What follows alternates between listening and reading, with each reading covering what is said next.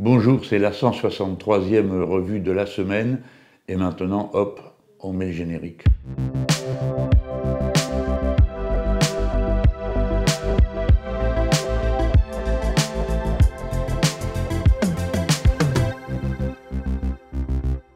Bon, alors pour être honnête, en commençant cette revue de la semaine, j'avais ma pile d'infos de tout genre là, et puis vraiment j'ai trouvé ça déprimant. Je me suis dit, mais quand même, il faut bien que j'ai quelque chose à dire, qui ne soit pas que des choses pas sympas, quoi, pas agréables à entendre.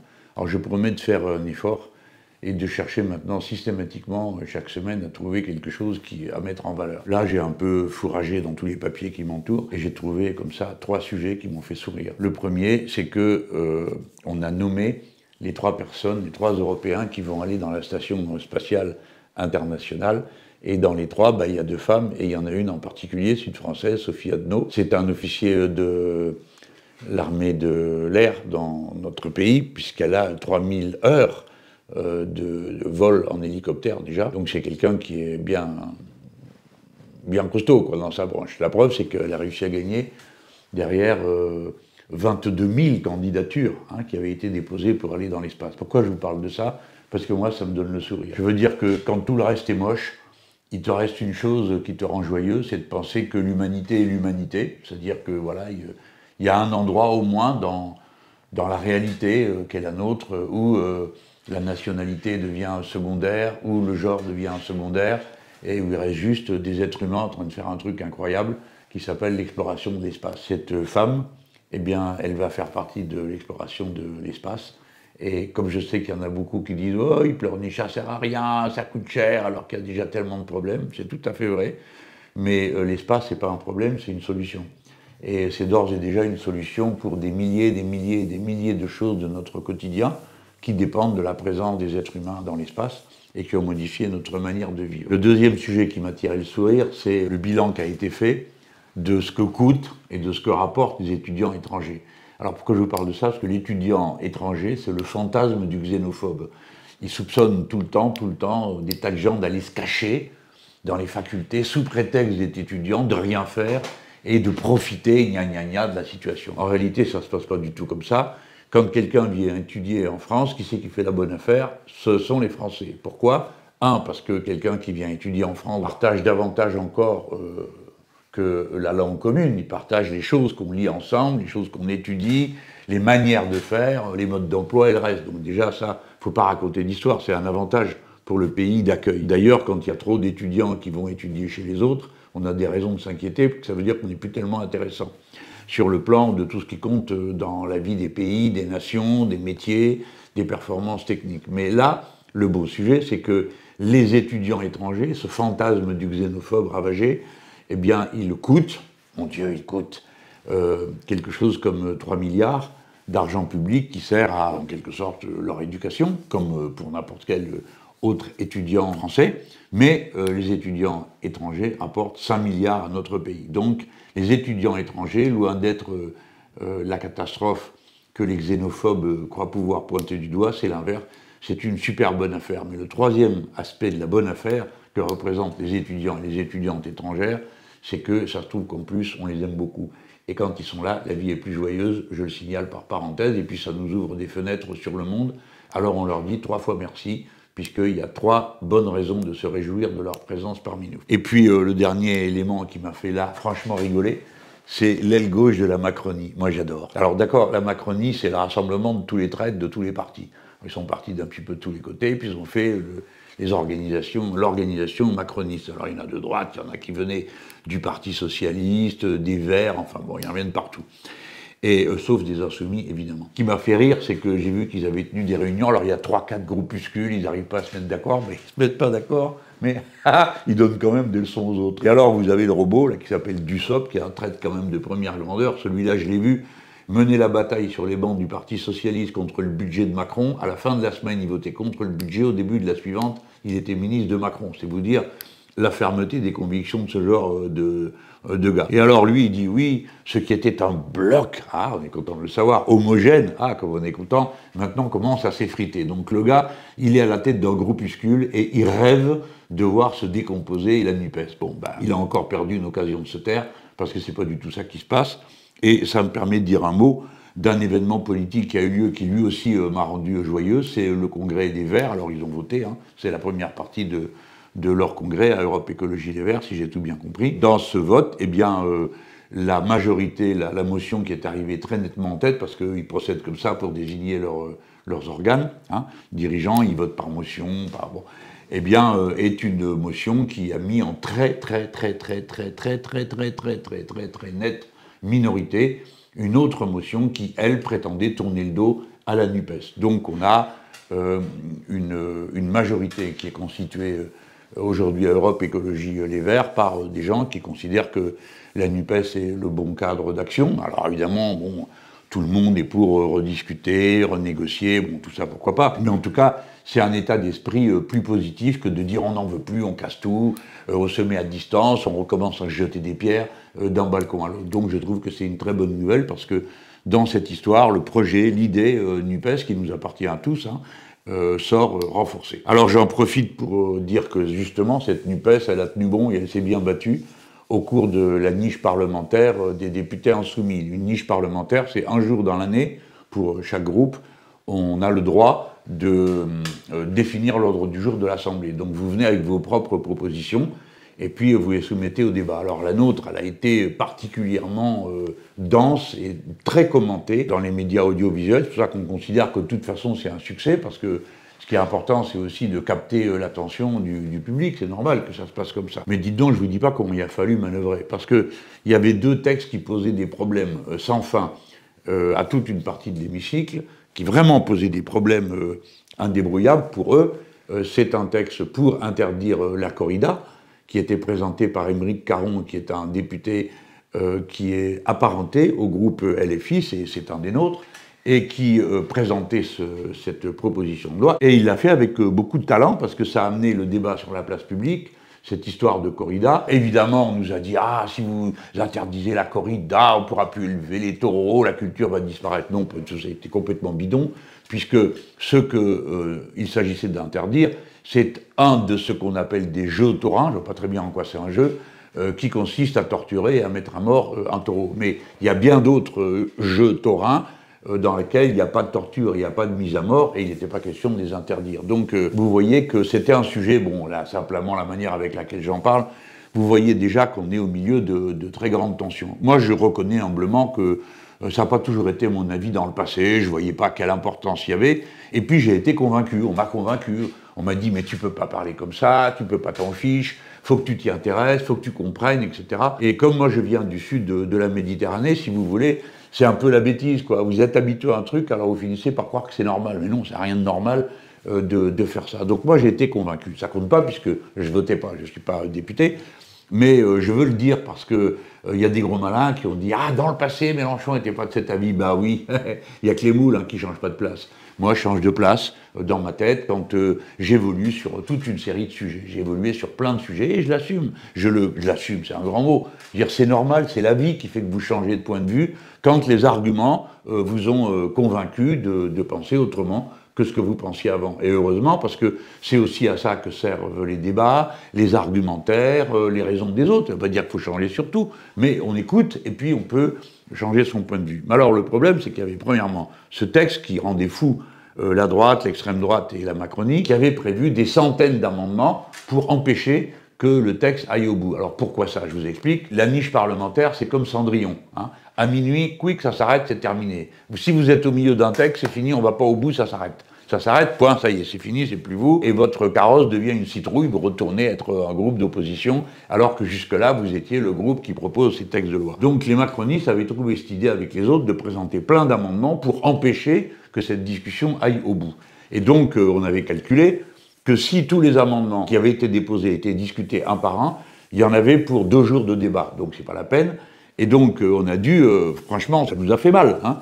Il a fallu retirer ce texte pour que le suivant puisse passer, parce que sur le suivant, on pensait qu'on aurait une majorité pour faire adopter la mesure qu'il prévoyait. Quelle était cette mesure? C'était le retour des soignants qui avaient été suspendus pendant la période de la Covid parce qu'ils refusaient de se faire vacciner. Et bon, vous avez compris, suspendu, ça ne veut pas dire viré, hein, mais on ne peut pas rester suspendu toute sa vie. Il faut bien qu'à un moment donné, on décide quelque chose. Soit on dit, bah écoutez, non, c'est trop grave, au revoir et merci, ou pas merci d'ailleurs, et puis, ou bien on disait, on vous réintègre. Donc, nous, on a proposé qu'on les réintègre. Pourquoi? Parce qu'il manque de monde. Parce que c'est pas juste que quelqu'un qui a été suspendu, qui a perdu sa paye, ce soit comme ça, irréversible, alors qu'on a tellement besoin de soignants. Voilà pourquoi il y avait ce texte. Dès qu'on est arrivé sur ce texte, après qu'on ait retiré le texte Corrida, au premier titre, il y avait un amendement de suppression. Vous suivez? Bon, un amendement de suppression, ça veut dire que la droite, la Macronie, avait déposé un amendement pour dire stop, on arrête. Et le vote avait montré que,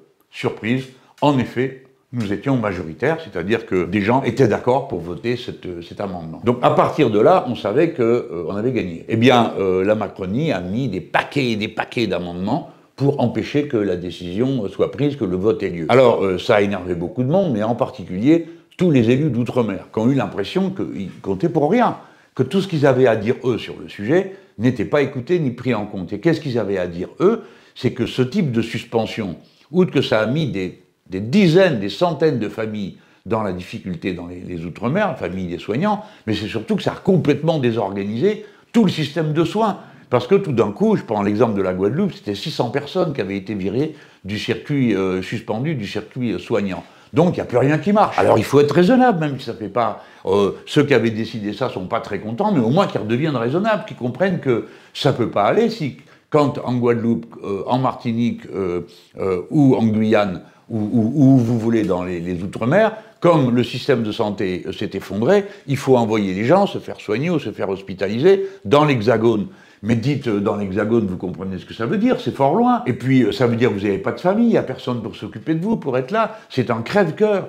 Et d'ailleurs, c'est ça qui vous explique pourquoi les élus de l'Outre-mer, mais toutes tendances confondues, étaient aussi remontés contre la brutalité avec laquelle la Macronie a empêché, justement, que cette loi proposée par les Insoumis de réintégration ou de désuspension des soignants suspendus soit adoptée. Il y a eu des scènes que moi je considère comme désastreuses pour l'unité du peuple français, c'est que les élus d'outre-mer ont eu l'impression qu'ils comptaient pas, qu'ils pouvaient dire ce qu'ils voulaient, la Macronie s'en foutait, et qu'ils les considéraient pas comme ils auraient dû être considérés. Et c'est d'ailleurs comme ça qu'il y a eu un incident qui est absolument insupportable. Le député Servat, qui est élu de la Guadeloupe, était en train de parler, d'expliquer son point de vue, et on voit pas tout ça à la télé. Et il y en avait un en bas, un macroniste, qui était là à glapir, dans son coin, il lui disait « Tais-toi, tu nous dois tout, c'est nous qui t'avons élu », parce que le député Servat a été macroniste.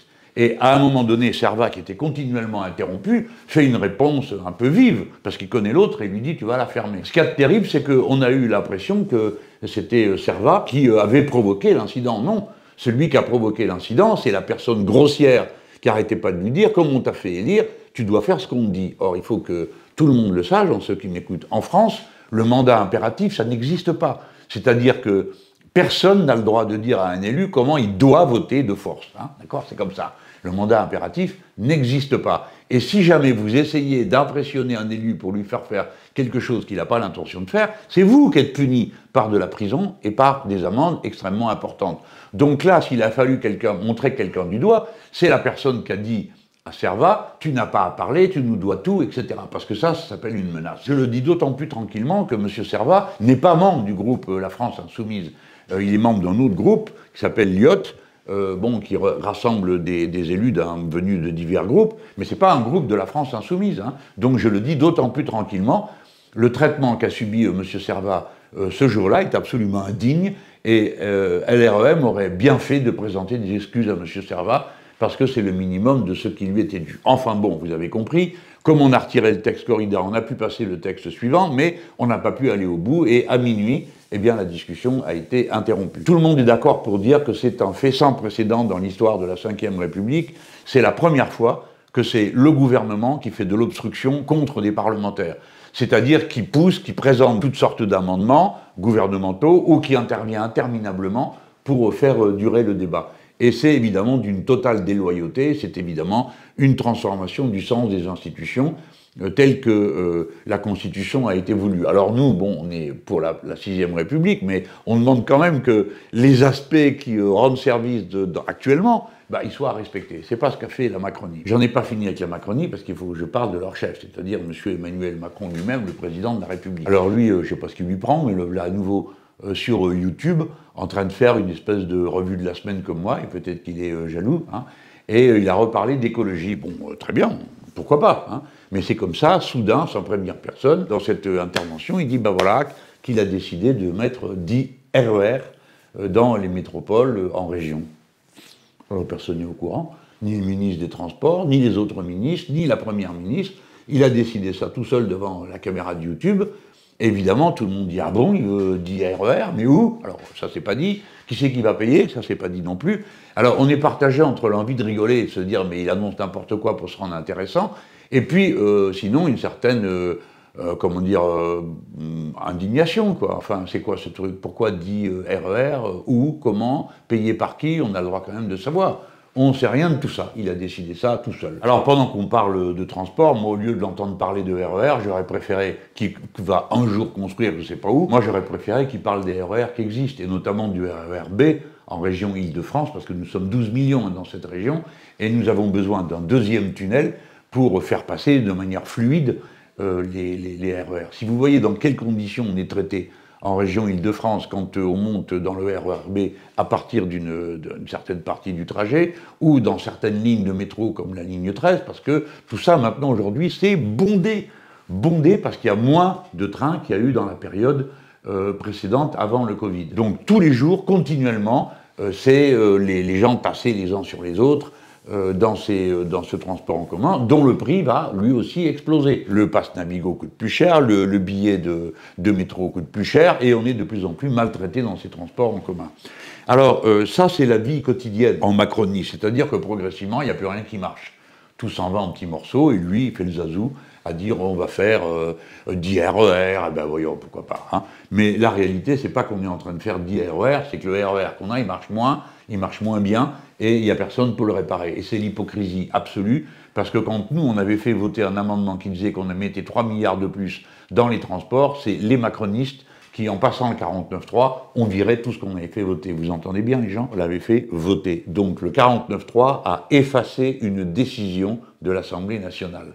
Vous comprenez? C'est pas seulement un texte est considéré comme adopté s'il n'y a pas de motion de censure, c'est un texte et des décisions prises par l'Assemblée nationale sont considérées nulles et non avenues du moment que Sa Majesté Macron Ier n'en veut pas et que la motion de censure n'a pas été adoptée. Ça m'amène à une autre question de la vie quotidienne qui est en train de se discuter en ce moment et qui est très douloureuse, c'est la question du logement. Alors une fois de plus, c'est une certaine presse qui avait monté en épingle le cas, alors on vous racontait, c'était des pauvres gens qui avaient acheté une maison et ils n'avaient pas vu qu'il y avait d'autres gens qui l'occupaient, que donc ils ne pouvaient pas eux-mêmes prendre possession de leurs biens. Alors je ne dis pas que de temps à autre, il n'y a pas des situations absolument incroyables, mais il y en aura tout le temps et toujours sur tous les sujets, des situations complètement incroyables. Mais c'est un cas limité, il n'y a pas de quoi en faire une loi. Et là, dans le cas particulier de cet événement qui avait été mis en scène pour provoquer, comme d'habitude, pousser à la haine des uns contre les autres, faire du buzz, il faut que ça saigne, il faut que ça pleure, il faut que ça soit douloureux. Mais le résultat, c'est qu'on avait découvert que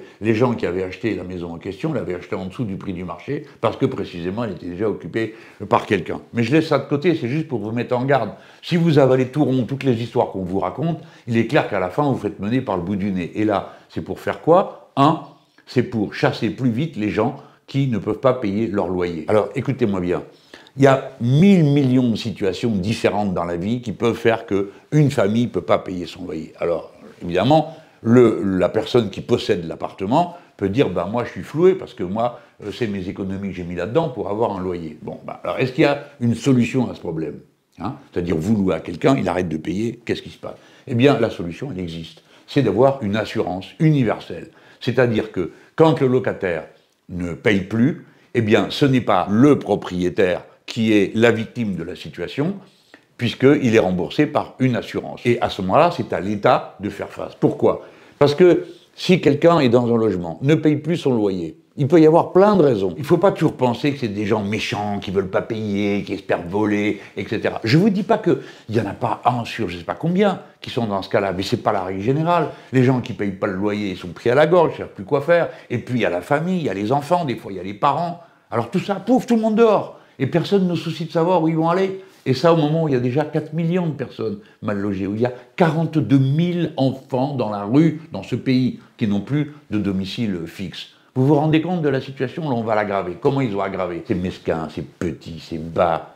Qu'est-ce qu'ils ont fait? Ils ont raccourci la durée à partir de laquelle on peut expulser quelqu'un qui occupe sans droit ni titre un appartement. D'accord? Bon, ça ne va rien régler. Mais rien de chez rien. Parce que si le jour où ça se produit, il y a trouble à l'ordre public, l'expulsion est interrompue. Parce que ça règle rien, parce qu'il faut pouvoir savoir où on met les gens après ça. Et vous allez les mettre où? S'il y a des enfants, s'il y a tout ça, on va les mettre à l'hôtel de manière provisoire. Ils vont être éloignés de leur école, les parents, de leur lieu de travail. Et puis c'est l'État qui paye l'hôtel. Souvent, c'est pas cher, hein, et puis il faut voir l'hôtel que c'est. Mais peu importe, c'est pour dire, ça crée encore des dépenses, de la pagaille. Mieux vaut le système de l'assurance universelle. Ça, on aurait pu en faire un projet de loi, l'affaire était réglée, la cotisation aurait été minimum, d'accord, minimum pour tous les propriétaires de France, et voilà. Maintenant, il vous reste à savoir qu'il faut éviter de prendre pour une règle générale l'idée de la famille qui, normalement, bon, a réussi à faire des économies, a réussi à acheter un appartement, des fois elle n'a pas fini de le payer, le loue. Mais ça, les amis, il faut quand même que vous sachiez une chose, c'est que 50% des logements qui sont mis en location appartiennent à 3,5% des propriétaires. Hein, 50%. Bon, qui sont ces propriétaires? C'est les multipropriétaires. Et multipropriétaires, quelqu'un qui possède 5 appartements, jusqu'à 5 appartements. Vous vous rendez compte? Bon, donc il faudrait relativiser. Au lieu de quoi, de manière démagogique, les macronistes ont présenté cette proposition, ils sont très contents d'eux, hein, et ils disent que c'est le soutien à la classe moyenne économe. Non, si vous voulez aider la classe moyenne économe, qui a déjà, ou qui est en train de payer le logement dans lequel elle habite, faites en sorte que les charges locatives soient moins lourdes. Parce qu'il y a des dizaines de copropriétés où les gens n'arrivent plus à payer les charges qui leur sont demandées à intervalles réguliers, soit parce qu'il y a des travaux à faire pour maintenir en état, et quand vous ne faites pas les travaux, la situation se dégrade et les travaux suivants coûteront plus cher, soit parce que c'est l'énergie qui coûte plus cher, etc., etc., soit l'effet combiné de tout ça. Et dans ce genre de situation inextricable à propos du logement, mais qui brise les gens, même quand ils sont de bonne foi, il y a l'exemple du député des Bouches-du-Rhône, Sébastien Delogu, qui a eu avec beaucoup de courage à expliquer, présenter son propre cas devant l'Assemblée nationale, pour faire comprendre qu'il ne fallait pas voter une loi qui se venge comme ça sur les pauvres. Les lois qui se vengent sur les pauvres ne valent rien en France. Si vous voulez aider la classe moyenne propriétaire, il y a 2 choses à faire. 1, l'assurance universelle pour les loyers quand elle loue à quelqu'un d'autre. Et 2, contenir les prix qui contribuent directement au prix de leur vie quotidienne à l'endroit où ils habitent aujourd'hui, qu'ils possèdent aujourd'hui, qu'ils aient ou non d'ailleurs des crédits qui continuent à rouler. Voilà ce que moi je voulais vous dire avant de continuer sur M. Macron. Le Bla parti aux États-Unis d'Amérique pour rencontrer le président Joe Biden. Alors, j'ai vu les photos, bon alors la mode c'est personne ne met de cravate, on fait mine d'être très décontracté. J'espère qu'ils ne sont pas décontractés parce que les sujets qu'il y a à traiter, c'est rien de décontractant. Et je trouve marrant qu'après nous avoir fait des leçons parce qu'on ne voulait pas de cravate dans l'hémicycle, lui on le voit sans cravate avec le président Biden se taper sur le ventre comme 2 bons copains. Alors auparavant c'était avec Trump qui lui enlevait, qui l'époustait, enfin vous vous rappelez de toutes ces scènes. Alors qu'est-ce qu'il va faire là-bas? Il s'en va proposer qu'on resynchronise le calendrier des États-Unis avec celui de l'Europe. Non, c'est pas croyable. Alors bon, je pense que c'est la formule diplomatique, hein, mais la vérité vraie, c'est celle dont je veux parler maintenant rapidement, c'est que les États-Unis d'Amérique sont en train de berner ces pauvres nigauds d'Européens qui continuent à être là, notamment la présidente de la Commission européenne, Mme von der Leyen. Alors celle-là, elle bat tous les records. Parce que quand les États-Unis d'Amérique ont annoncé qu'ils allaient subventionner et protéger certains secteurs de leur économie qui se tournent vers un développement plus écologique de la production, notamment la production d'hydrogène qui peut servir de carburant, elle a applaudi en « Ah, quelle bonne idée, ça y est, l'économie des États-Unis devient verte ». La fille, elle n'est même pas vue que, pour l'essentiel, le plan des États-Unis d'Amérique, c'est un plan protectionniste, c'est-à-dire ils mettent des droits de douane pour empêcher certains produits de rentrer, lesquels, devinez, allez, au hasard, lesquels produits empêchent d'entrer? Les produits européens, d'une part, et d'autre part, ils décident de 400 milliards qu'ils donnent en subvention à leur économie pour produire à l'abri de la protection douanière. D'accord? Alors, quand c'est nous qui disons que c'est ça qu'il faut faire pour l'Europe, par rapport à des productions qui ne seraient pas écologiques, on se fait traiter de tous les noms, mais quand c'est les États-Unis d'Amérique, vous avez cette bande de nigauds qui est là, à pleurnicher de joie, avant de se rendre compte que les États-Unis d'Amérique sont en train de les rouler dans la farine, parce que c'est ce qu'ils font. Et si Macron va en parler avec Biden, c'est parce qu'il y a toute une série de dirigeants européens qui se sont rendus compte que c'est un marché de dupes. Alors les États-Unis d'Amérique, qu'est-ce qu'ils font? La guerre en Ukraine, vous le savez bien. La guerre en Ukraine, qu'est-ce que ça leur permet de faire? De prendre à la gorge toute l'Europe qui est obligée d'acheter du gaz de schiste, parce que Vous savez qu'on ne prend pas le gaz russe parce que c'est un gaz terrifiant. Vous avez même un grand quotidien français qui avait protesté contre le fait que le pétrole que vend une compagnie française et qu'elle extrait de Russie sert à fournir des sous-produits dans l'armement des Russes dans la guerre de l'Ukraine. C'est-à-dire que vous avez eu des gens qui se sont battus aux côtés des Américains, mais jusqu'à la dernière goutte de leur sueur et de leur encre pour écrire des articles pour dépouiller l'économie européenne. Et c'est ce qui se passe maintenant. Pourquoi? Parce que les États-Unis vendent l'énergie qu'on ne fait plus venir de Russie aux Européens, mais à 9 fois le prix qu'on paye aujourd'hui quand on est aux États-Unis d'Amérique. Vous entendez? Le même mètre cube de gaz, il coûte 9 fois plus cher quand il est en Europe que quand il est consommé aux États-Unis d'Amérique. Donc pour la première fois depuis la Saint-Glinglin, je ne sais pas combien d'années, de décennies, les États-Unis d'Amérique ont un excédent commercial sur le dos de ces pauvres cloches d'Européens qui ont tout accepté, tout avalé avec le sourire et poussent des cris de joie chaque fois que les États-Unis d'Amérique leur disent de serrer la ceinture d'un cran de plus. Mais là où le danger n'est pas fini, c'est que comme il y a des barrières de cette nature, comme l'énergie coûte moins cher aux États-Unis d'Amérique, vous avez des entreprises qui sont en Europe, qui ont arrêté de produire, je prends un exemple, ArcelorMittal, parce que l'énergie coûte trop cher, et qui maintenant disent, si c'est comme ça, nous on va les produire aux États-Unis. Vous avez compris? Eh bien, les États-Unis d'Amérique subventionnent à 70% les productions, par exemple, d'hydrogène. Les États-Unis d'Amérique subventionnent par le faible prix de l'énergie tous ceux qui veulent aller installer leurs usines aux États-Unis d'Amérique. C'est-à-dire, c'était exactement la ligne que Trump voulait pratiquer. Souvent, on vous amuse en vous disant, il y a les démocrates, il y a les républicains. Bon, bien sûr qu'il y a des différences. Mais fondamentalement, quand il s'agit de faire la guerre ou de défendre les affaires américaines, ils sont tous du même avis. Parce que ce plan, c'est celui que développait avant M. Trump. Alors on disait, il n'est pas assez européen, qu'est-ce que ça veut dire, et blablabli, et blablabla. Et bien le suivant est exactement la même chose, et même pire, puisque lui, il dresse des barrières douanières et il donne de la subvention. Tout ça, naturellement, va aller devant l'Organisation mondiale du commerce, il va y avoir des protestations parce que c'est concurrence déloyale, gna gna gna. Il y en a pour des années, on sera mort 10 fois avant que quelqu'un ait fait l'ordonnance du médicament. Et ça, c'est ça qui m'amène à vous dire, les amis, que c'est sérieux et grave, c'est que si vous mettez bout à bout, les taux d'intérêt qui vont être plus chers, donc tous les crédits vont coûter plus cher, donc l'activité va ralentir. 2, l'inflation qui vous bouffe sur le salaire. 3, des mesures protectionnistes de cette nature, eh bien, je vais vous dire, il est vraisemblable que tout ça va finir par se coincer. C'est-à-dire que nous aurons des problèmes majeurs. Voilà la situation et voilà le bilan de M. Macron. Quand il va revenir, qu'est-ce qu'il aura obtenu? À part des bonnes paroles, je vais vous le résumer, rien, il n'aura rien obtenu, mais il sera très content parce qu'il aura fait entendre les réserves des Européens au président des États-Unis, blablabla. C'est-à-dire que ces gens-là, vous les pillez avec des mots, c'est tout ce qu'ils savent faire. Tenir tête, s'organiser autrement, impossible, incapable, 0 sur toute la ligne. Bon, et maintenant, une nouvelle bizarre. Figurez-vous que j'ai lu dans le journal L'Opinion, qui est un journal libéral, que une étrange affaire apparaît depuis la Polynésie française. En Polynésie française, il y a un gouvernement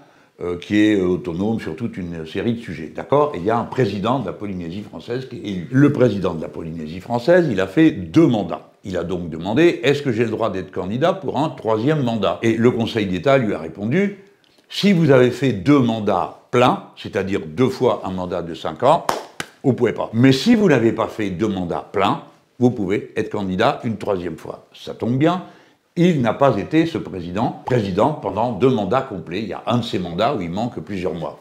D'accord? Du coup, il y a des spécialistes de droit constitutionnel, comme l'ancien ministre socialiste garde des Sceaux, Urvoas, dont vous vous souvenez peut-être, mais en tout cas c'est un garde des Sceaux, donc c'est quelqu'un qui a une certaine pratique du droit dans notre pays, et ce garde des Sceaux socialiste dit, dans ces conditions, si M. Emmanuel Macron ne faisait pas un mandat complet, eh bien, il aurait le droit de se représenter une 3e fois. Alors, évidemment, ça fait phosphorer toutes sortes de gens, et on a vu passer des tweets bizarres de gens construisant des scénarios. J'ai vu passer ça, un tweet d'un journaliste du Figaro, disant « si c'est ça, alors c'est très simple pour lui, il suffit de remettre tous les compteurs à 0 ». J'ai envie de dire, d'une certaine manière, que c'est souvent l'occasion qui fait le larron. Donc, tenez-vous-le pour dit, si le Conseil constitutionnel est consulté, je suppose qu'il le serait, parce que le président de la République actuel écourterait son mandat présidentiel actuel, il aurait le droit de se représenter une troisième fois. Alors, bon, comme c'est pas banal comme information, je la donne pour ce qu'elle est, une information venant du précédent que constitue la Polynésie française, le précédent que constitue une décision du Conseil d'État, et le précédent que constitue qu'au moins 2 journaux en ont parlé, et que je pensais que c'était utile que vous le sachiez. C'était la nouvelle bizarre de ma revue de la semaine. Nous autres, les Insoumis, on est entrés dans l'action, hein. On va faire le 3 décembre qui vient des actions dans toute la France sur la question de la cherté des prix. On a déclenché une dizaine de meetings qui vont avoir lieu un peu partout avec tous les responsables insoumis qui vont prendre la parole pour essayer d'expliquer aux gens, hein, ça va faire comme une espèce d'université populaire à ciel ouvert pour expliquer aux gens d'où vient l'inflation, qu'est-ce qui va l'augmenter, qu'est-ce qui va permettre de la contenir, de la maîtriser par le blocage des prix, l'augmentation des salaires. Est-ce que ça va suffire? Ah bah, je sais pas, mais en tout cas, je sais une chose, c'est que si vous voulez balayer, il faut un balai. Eh bien, si vous voulez changer la situation, il faut des insoumis, parce que c'est eux qui s'y mettent. Alors, j'en ai profité pour vous amener un modèle de balai que je vous présente là.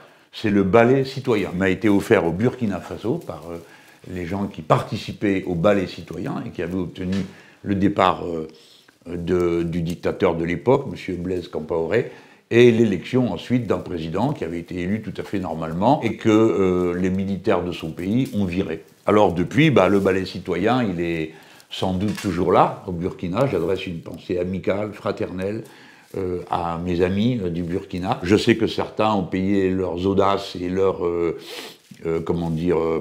expression de peine de prison, de peine d'amende. Eh bien, je leur dis qu'on se sent de tout cœur avec eux, parce que nous aussi, on a besoin d'un bon balai citoyen et qu'on va essayer de le faire passer sur notre pays. Au revoir et à la semaine prochaine.